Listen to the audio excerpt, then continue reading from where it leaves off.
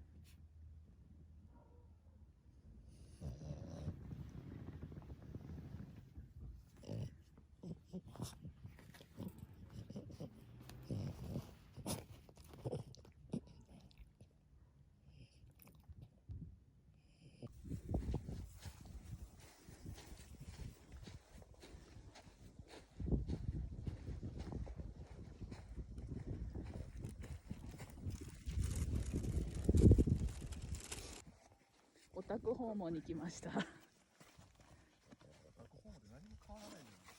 コットコット。あ、これ。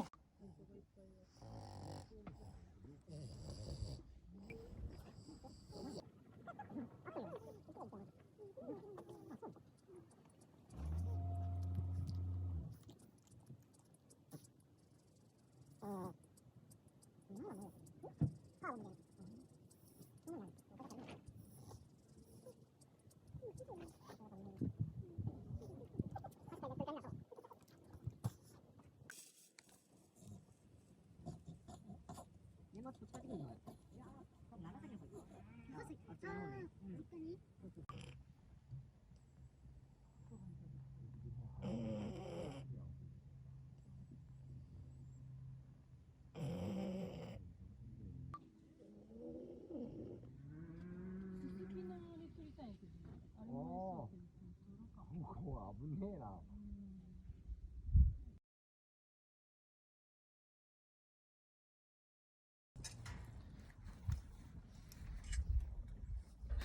めっちゃ寒いです。ゴンドウシャロレーに来てます。さっきマイナス1度だったんですけど、あ、今なったマイナス1度。ごはりゅそろそろ終わります。見てくれてありがとうございました。おやすみなさい。